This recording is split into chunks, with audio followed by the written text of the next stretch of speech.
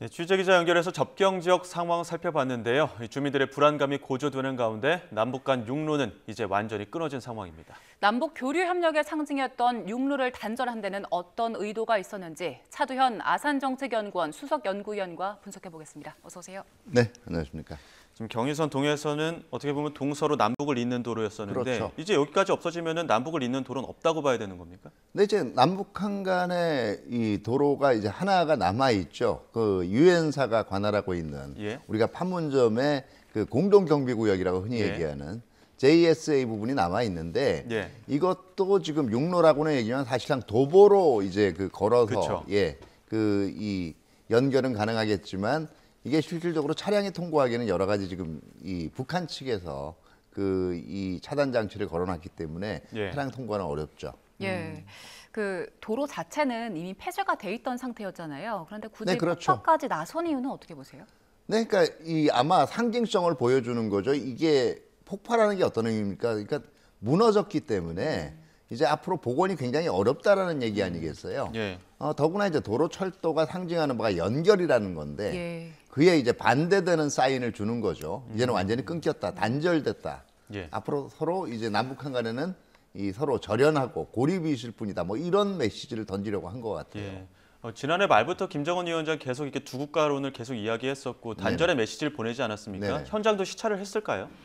글쎄요, 지금 군 당국이 지금 관측하기에는 그 현장에 검은색 그 외제 차량이 눈에 띄었고 군이나 뭐 이 당의 고위층이 시찰을 한 것 같다라는 관측은 나오고 있는데 뭐 했을 수는 있겠죠, 만약에. 근데 제가 보기에는 아마 갔다면 조금 어떻게 보면 사인이 좀 흔들릴 것 같아요. 왜냐하면 지금 그 이 도로철도 지금 그 폭파하고 연결돼 있는 것이 북한이 요새 계속 주장하는 무인기잖아요.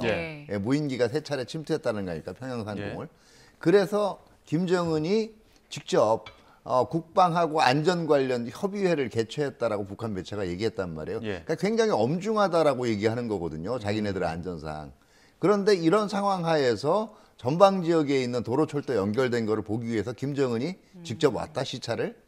이게 좀 앞뒤가 안 맞는 거 아닌가? 안 맞지 않나요? 만약 그렇다면 지금 결과적으로는 북한이 상당히 그 이 상징적인 부분 보여주기라든가 이런 그 대내 메시지에 주력하고 있지만 실질적으로는 자기들도 그렇게 심각하게 생각을 안 하고 있다라는 얘기죠.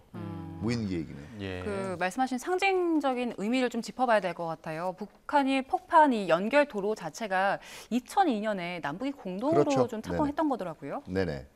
남북 정상회담 이후에 합의하에 그 이 설치가 된 거고요. 또 하나는 여기에 상당 부분 우리 자재하고 자산이 들어간 거예요.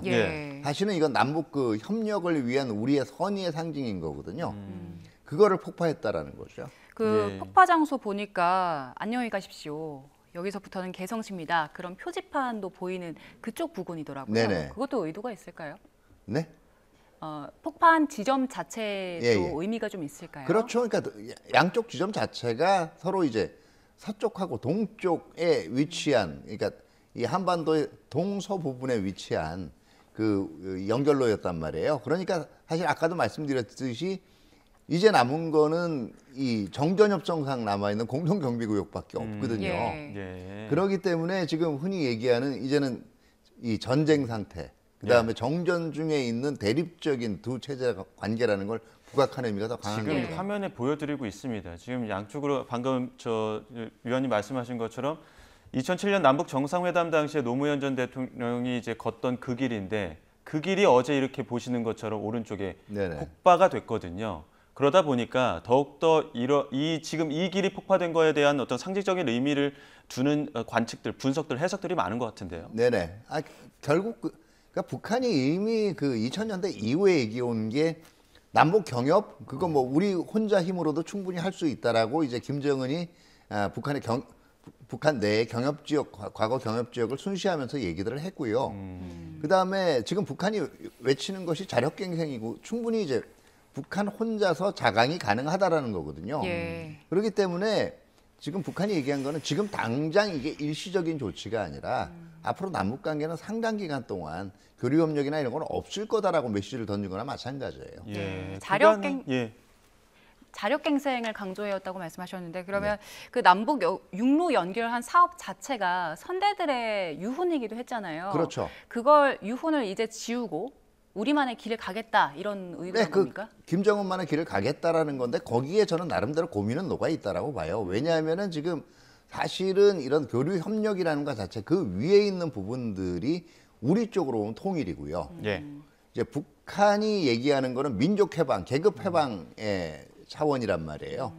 근데 지금 김정은을 흔히 얘기하는 공식주의가 국방위원장이지만 북한 내에서 통용되는 개념은 수령이란 말이에요. 그렇죠. 근데 북한에서 김정은의 할아버지인 김일성이 수령론을 처음에 만들 때 수령의 가장 큰 역할이 계급 해방하고 민족 해방을 영도하는 역할이에요. 이건 다른 말로 얘기하면 통일을 이끌어가는 걸출한 초인적인 영도자라는 얘기가 됩니다. 그러면 통일을 하기 위한 지도자로서 수령의 의의가 있는 건데 이걸 지향하지 않으면 수령 자체가 의미가 없어지는 거죠. 그러면 지금 김정은 자신도 수령으로 지금 불리고 있거든요. 그러면 스스로 자기 부정이 된다라는 딜레마가 있어요. 두 번째는 이제 흔히 얘기해온 게 북한 주민들한테 얘기해온 것도 그 한반도 전역에서 혁명의 완성 그리고 민족 해방을 위해서 더 노력해야 되나 더 노력해 이게 무슨 얘기냐면 주민들의 노동력이라든가 아니면 주민들의 체제 충성도를 끌어올리기 위한 수단으로 얘기한 게 혁명론이었다고요. 근데 이제 이게 포기가 돼버리면 이제 앞으로 주민들한테 내부 단합 측면에서도 오히려 마이너스가 될 수가 있고요. 그리고 이제 또 마지막이 사실 남북한이 절연한다라는 게 이걸 한번 잘 봐야 되는 게 1950년대, 60년대 남북한 관계를 보면 북한이 굉장히 통일이란 거를 민족 통일이란 거를 굉장히 높게 내걸었어요. 우리가 상대적으로 소극적이었고요. 근데 한번 남북한 관계사를 돌아보면 1950년대, 60년대는 경제력이 북한이 우리보다 미세하게나마 우위였거든요. 그러니까 어떻게 보면 양쪽에서 더 자신 있는 쪽이 보다 통일 과정을 주도해 나가게 돼 있는데 더 거꾸로 이걸 끊는다라는 건 북한 주민들 입장에서 이제 자신이 없구나 이렇게 비춰질 수가 있다라는 거예요. 그런데 이제 최근에는 북한의 그 요새화 추진하는 배경 중에 하나가 북한 그 이탈 주민들을 좀 막기 위해서 일부러 더욱더 그 길을 걸어 잠그는 거 아니냐 이런 분석들도 있던데요. 네, 근데 지금 사실 군사 분계선이나 DMZ를 통해서 오는 북한 이탈 주민들 같은 경우 굉장히 이거는 뭐 어떻게 보면 생명의 위협까지를 감수하는 거기 때문에 그렇게 많지는 않아요, 케이스가. 그러나 제가 보기에는 오히려 이거는 일반적인 북한 이탈 주민들보다는 북한 인민군 내에 즉 북한군 내의 동요를 방지하기 위한 하나의 지금 확성기 방송도 시작되고 굉장히 어떻게 보면 어떤 북한 주민보다도 외부 정보에 많이 노출돼 있는 게 북한군이란 말이에요. 북한군 다잡기의 이 의미도 있다라고 봐야 되겠죠.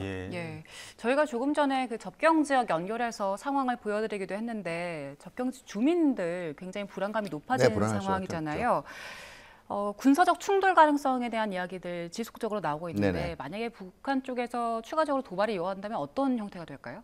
네, 지금 분명히 아마 지금 여러 가지 변수가 있어요. 일단은 적대적 두 국가론이라고 북한이 흔히 얘기하잖아요. 근데 여기서 방점을 두고 있는 거는 따로따로의 단절의 의미보다는요. 적대 의미가 훨씬 더 커요. 그러니까 지금 사실 북한이 주로 띄우는 개념들은 남북한이 단절돼 있다는 것보다는 무인기 침투를 비롯해서 적대 관계에 있다라는 얘기를 한 겁니다. 이걸 앞으로 계속 주민들한테 메시지를 던져야 될 거고 또 11월 5일 날 미국 대선이 있잖아요. 그때까지는 한반도의 긴장을 올려놔야 미국 그 대선 후보들 내에서 한반도가 미국의 대외 정책상 굉장히 신경을 써야 될 중요한 곳이구나 하는 인상이 각인되지 않겠어요? 그러기 위해서도 분명히 모종의 도발을 지금 시도할 가능성이 있습니다. 다만 북한이 흔히 얘기하는 게 벼랑 끝 전술이잖아요. 벼랑 끝 전술의 특징은 3번 내지 4번에 한 번씩은 실행에 옮겨요. 그래서 자기 말이 허풍이 아니란 걸 알려주는데 문제는 그 실행이라는 게 자기네들이 통제 가능한 다시 말해서 자기네들도 뒷수습을 할 수 있을 정도의 이 유형의 도발을 할 거란 얘기예요. 그렇기 때문에 우리가 지금 볼 때는 흔히 뭐 미사일이나 큰 이제 그 장거리 포사격 이런 것들을 걱정하시는 분도 있는데 오히려 제가 보기에는 이게 과거에는 했지만 지금은 별로 안 하고 있는 그렇기 때문에 할까 생각하는 것들. 그러니까 2015년에 목함질의 도발도 그랬잖아요. 그러면 이제는 이제 DMZ나 이런 지역에서 수색 정찰을 하는 우리 인력에 대한 총격이라든가 뭐 그다음에 이 자동화기 그러니까 기관총이라든가 아니면 뭐 소구경 박격포 같은 걸 이용한 어떤 그래서 어떻게 보면 우리를 조금 내부에서 안보적으로 불안감도 들게 하면서 약 올리는 거죠. 한두 명 정도의 피해를 유발할 수 있는. 그다음에 이제 뭐 서해 이 북방 한계선 지역에서는 이 지역을 수시로 월선을 한다든가 아니면 그 지역 인근에서 작업하는 우리 어선들을 납포하려고 시도한다든가 이런 도발은 충분히 예상할 수가 있습니다. 예. 근데 지금 그 도발 양상들을 보게 되면 이전과 다르게 행동으로 하는 도발들이 많아지다 보니까 네네. 그 메시지보다 조금 더 날카로워진 거 아니냐. 그래서 이게 혹시나 더 세게 붙는 거 아니냐. 군사적 충돌로 가는 거 아니냐 이런 걱정들 많거든요. 네네. 여기에 대해서 가능성이 별로 없다고 보시는 겁니까? 네, 오히려 제가 보기 뭐그 가능성 자체를 배제할 수는 없어요. 근데 예. 북한도 그 상황까지는 지금 그 상황까지 발전이 돼 버리면 북한 내부에서도 관리가 안 될 거예요. 그렇기 때문에 제가 보기에는 그 부분까지는 가지 않도록 신중을 기할 가능성이 있는 거고 사실 예. 이번에 이 경의선 동해선 폭파 같은 경우에도 그렇게 떠들썩하게 폭음이 날 정도로 하지는 않았거든요. 예. 그러니까 나름대로 조절을 하고 있다는 얘기죠. 예. 예, 그 북한이 위원님께서 말씀하신 방식의 도발을 이어간다면 우리 군은 어떤 대응해야 됩니까? 네, 첫 번째는 이제 어제 경의선 동해선 폭파 현장에서도 우리도 그렇게 크지 않은 범위 내에서 위력 시범을 보였단 말이에요. 그러니까 지금 일반적으로 우리 사회 내에서 가장 들 수 있는 키워드가 불안감이에요. 예. 이러다가 혹시 뭐 큰일이 나는 거 아닌가? 예. 그러면 거기에 대해서 우리가 잘 대비되어 있다는 거는 보여줄 필요가 있겠죠.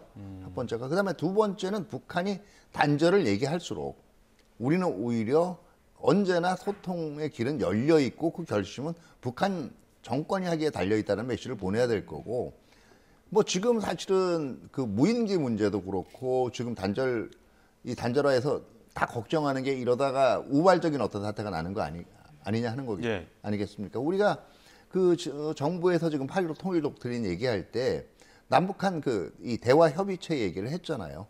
그러니까 지금 그런 걸 가동하자라는 촉구도 분명히 할 수가 있는 거죠. 예. 예, 지금 북한이 지난 남북 연락사무소 폭파했을 당시에는 당일에 바로 내부적으로 보도가 있었는데 네. 이번에는 이 경의선, 동해선 폭발을 하면서 내부 보도가 아직까지 안 나오고 있거든요. 결국은 보도는 할 거예요. 그런데 지금 중점이 아까 얘기한 경의선, 동해선 폭파는 단절의 상징이거든요. 예. 지금 무인기를 놓고 굉장히 이제 이 열변을 북한 내에서 통하면서 울분을 표출을 하고 그 부분 내부 보도가 있었으니까요. 이런 거는 예. 적대의 방점을 둔 거란 말이에요. 그런데 지금은 북한 내부적으로는 적대 메시지를 더 강조하는 게 유리하다라고 보는 것 같고요. 예. 그렇기 때문에 최근에 북한군에서 자원 입대하거나 젊은 청년들 중에서 아니면 이미 과거에 이미 우리로 치면 전역한 거죠. 예. 전역한 거에서 전역한 인력들 중에서 재입대를 하겠다라고 지금 그걸 보도하고 있는데 이 상황이 지금 어느 때랑 비슷하냐면 1976년에 예. 1910년 8월 18일 날 판문점에서 미군 장교들 도끼로 살해한 사건이 예, 있잖아요. 그 이후에 벌어졌던 상황하고 굉장히 유사해요. 그렇기 때문에 북한 내부적으로는 분명히 적대 메시지를 강조하면서 내부적으로 지금 흔들리지 말아야 된다. 그리고 주민들의 사상 통제 자체를 굉장히 지금 강하게 하고 있는 분위기이기 때문에 지금 당분간은 단절돼 있다. 그거는 적대의 연장선상에 불과한 거고요. 예. 그 부분이 더 강조될 수밖에 없고 그러다 보니까 지금 보도하지 않은 게 아닌가 이렇게 생각이 됩니다. 예. 교수님 제가 이해가 잘 안 돼서 그러는데요. 적대를 더 강조하려면 폭파한 것을 보도하는 게 더 효과적인 거 아닙니까? 자, 아까도 말씀드렸지만 그게 떠들썩하게 폭발을 하고 그러면 통제가 안 되거든요. 적대란 걸 강조하려면 당장 일촉즉발에 지금 예. 이 서로 사격이 왔다 갔다 할 수 있는 상황을 조성해야 되잖아요. 근데 폭파 자체가 그냥 북한 지역에서 그냥 일방적으로 우리가 건설한 도로를 폭파했다 그러면 그걸 가지고 그렇게 적대 이미지가 부각이 돼. 이제 끊겼구나 얘기는 되겠지만 예. 정말 무슨 일이 나겠구나 이런 생각은 안 할 거 아니에요. 예. 더 매운맛의 상황이 있어야지만 이제 북한 내부 그렇죠. 단속이나 어떤 자발적인 입대 상황을 더욱더 끌어올릴 수 있다 이렇게 네네. 보시는 그러니까 거죠? 그러기에는 전방지역에서 그런 활동 벌이기에는 북한도 이게 통제가 불가능할 수가 있다고 생각하는 예. 거죠. 그렇게 따져봤을 때 우리가 설치해 준 건데 북한 측에서 폭발을 시키지 않았습니까? 네네. 그럼 우리 측 입장에서는 이거 책임 물어야 되는 거 아닙니까? 근데 당연히 이건 사실은 이제 통일부 측 설명에 의하면은 우리 자재하고 우리 비용이 들어간 예. 이거 차관용칙이거든요. 그러니까 예. 이게 무조건 무상으로 준 게 아니라 나중에 남북 경협이 진행되는 과정에서 사실은 북한이 사실은 상환을 해야 되는 것들이에요. 예. 그렇기 때문에 이걸 우리 자산을 무단 폭발을 했기 때문에 여기에 대해서는 이제 지금 지금 단기적으로 보면 사실 이거를 배상을 받을 방법은 없습니다. 근데 중장기적으로도 정말 북한이 자기들이 내부적인 그 어떤 사정 때문에 뭐 다시 경협에 나서기를 희망하고 이럴 경우에는 이건 분명히 걸고 넘어가야 되겠죠. 이전에 2020년에 남북 연락사무소 폭발했잖아요. 예, 예. 그때는 어떻게 해결을 했습니까? 그 작은 당시에는 거에서? 별다르게 그 문제에 대해서 이제 항의나 배상 문제는 얘기를 안 했는데 이 문제를 왜 걸고 넘어가야 되느냐 하면요. 자, 어떤 사회 간접 자본이나 시설을 북한 지역에 지어놨단 말이에요. 네. 근데 상황에 따라서 북한이 이걸 언제든지 폭파해버릴 수가 있고 훼손할 수 있다는 게 들면 앞으로 진짜 남북 경협을 하려고 할 때 북한 내 주요한 시설들을 건설하려고 할 때 국민들이 과연 이걸 납득할 수 있겠어요? 이게 안전할 수 있고 그 투자가 제대로 보존될 수 있다는 확신이 없는데 예. 누가 이거를 찬성을 하겠습니까? 위원장님 보시기에 지금 이 상황이 폭발의 어떤 규모라고 봐야 될까요? 이게 복원이 아예 불가능할 정도로 아예 단절이 되고 도로가 아예 훼손이 복원 가능한 정도가 아니라 보십니까? 광범위한 도로 구간, 지금 현재 폭파 상태로 볼 땐 광범위한 도로 구간 전체를 못 쓰게 만들어 버린 건 아니고요. 일종의 상징성을 부여를 한 거기 때문에 사실은 복원은 가능하겠죠. 근데 예. 그렇더라도 거기에 대해서 이 훼손 시도를 했다라는 것 자체에 대해서 우리는 문제를 걸어야 된다라는 거죠.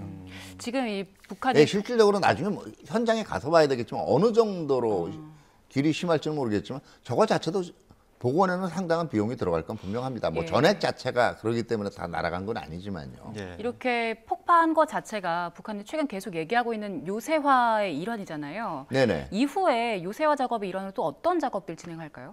근데 이 지역에 이제는 뭐 이 도보로라도 이 지역을 통과할 수 없도록 이제 감시 초소 같은 거를 강화를 하든지 아니면 각종 이제 뭐 철조망이나 차단막 같은 거를 설치를 할 거고요. 뭐 이미 지뢰나 이런 거는 묻어놨거든요. 예. 그렇기 때문에 감시 장비, 그다음에 차단 장비 이런 것들이 더 강화가 될 거고 이 지역에서의 대립이라는 걸 또 더 보여주기 위해서 이 지역에 뭐 중화기라든가 이런 것도 설치를 할 수가 있겠죠. 예, 폭파 이후에 우리 측 대응도 있지 않았습니까? 우리 측 네네. 대응은 어떻게 좀 적절했다고 보십니까?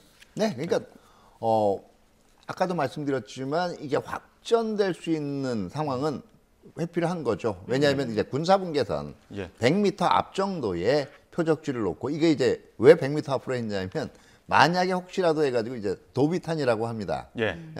주로 그것도 포가 아니라 이제 K6 기관총이랑 K4 유탄 발사기를 이용해서 이제 사격 훈련을 했는데요. 예. 이게 이제 100m 이내면 이게 북측 지역으로 넘어가지는 않거든요. 이제 어떻게 보면 절제되지만 우리도 충분히 항상 이 상황을 예의주시하고 있고 대비하고 있다는 사인을 보내려 한 거죠. 우리도. 미 국무부에서도 관련 입장을 내놨습니다. 어떤 얘기했습니까? 네. 지금 상황들 자체가 결국은 한반도 긴장에 대해서 우려를 표명을 하고 북한의 이런 행위 자체가 한반도에서 혹시라도 충돌로 비화될 수 있는 그런 상황이기 때문에 자제를 촉구를 하는 이 내용이 주조를 이뤘죠. 그럼 가운데 또 트럼프 전 대통령 지금 우리나라 향해서 머니머신이란 표현을 했었는데 이거 왜 이런 얘기 나온 겁니까? 자, 머니머신 그러면 일단은 이게 돈을 막 벌어들이는 기계란 뜻이잖아요. 예. 잘 산다라는 얘기예요. 근데 저 머니머신이라는 용어 안에는 사실은 뭐 동맹이 부담이 되든 안 되든 돈 버는 데 집중한 이런 이 뉘앙스도 분명히 있어요. 다시 말해 이게 트럼프라는 분이 그동안 인물이 항상 얘기해 오던 그 메시지하고 일치를 하는 게 결국 트럼프가 동맹국들한테 더 많은 방위 부담을 내라는 거는 미국인들한테 돈을 뺏어간다라는 거예요. 그 논리가 뭐냐면 이제 미군들이 세계 각 지역에서 지켜주는 동안 자기네 방위에는 돈을 안 쓰고 예. 민간 기업들이 막 그 자동차 팔고 냉장고 팔고 TV 팔아가지고 돈을 가져간다라는 거죠. 그러니까 사실은 일반적인 무역, 자유무역이라든가 그다음에 소비자가 더 싼 걸 사갈 수 있다는 이런 경제 개념 자체를 설명하는 게 아니고요. 어떻게 보면 동맹국들의 기업들까지도 적으로 간주하고 있는 발상이거든요. 그 발상에서 볼 때는 그냥 무조건 미국인들한테 부담은 전가하면서 그 시간에 돈 벌기에 골몰하는 돈 버는 기계. 지금 이렇게 표현을 한 거예요. 지금 미국 대선 기간 중인데 이 북한의 경의선, 동해선 폭파가 미국에는 어떤 메시지로 읽힐 것인지 혹은 어떤 후보에 좀 유리할 것인지 이런 것도 좀 영향을 미칠까요? 글쎄요. 지금 사실은 미 대선의 주요 이슈 자체가 예. 대외 정책이 아니고요. 대외 정책 중에서도 또 오히려 가장 높은 우선순위는 우크라이나 전하고 중동 예. 문제거든요. 그렇기 때문에 뭐 작은 부분이긴 하지만 어쨌든 트럼프는 이걸 이용을 하려고 하고 있죠. 지금 뭐 별로 좋은 상황은 아니고 내가 있으면 저 문제는 잘 해결될 거다. 내가 있으면 한국도 훨씬 더 잘 다뤘고 돈을 많이 내도록 북한도 사고 치지 못하도록 내가 막을 수 있었다. 이런 쪽의 메시지를 계속 낼 거예요. 네. 예. 인터뷰에서도 그랬지만. 미국의 반응은 그렇고요. 지금 러시아에서는 북한이 침략당하면 개입하겠다 이런 입장 내놨잖아요. 네네. 결국에 그 갈등 자체가 좀 커지는 겁니까? 그렇죠. 그러니까 지금 어차피 북러 간의 신조약이라는 게 어느 일방이 군사적으로 이제 침략 당했을 경우에 거기에 대해서 이제 지금 군사적으로 조력하게 돼 있기 때문에 저건 원론적인 얘기인데 사실 지금 전체적인 구도는요. 우리가 러시아도 그런 얘기 했거든요. 푸틴도 그저 정상회의 한 이후에 한국이 침략할 일 없으니까 뭐 그게 신경 쓸 거 없는 거. 그러니까 사실 오히려 지금 저거는 우크라이나 전선에 북한군을 끌어들일 수 있는 그 조항으로 더 큰 지금 이 함축성이 있다라고 봐야겠죠. 예, 알겠습니다. 여기까지 듣도록 하겠습니다. 지금까지 차두현 아산정책연구원 수석연구위원과 함께했습니다. 고맙습니다. 고맙습니다. 네, 감사합니다.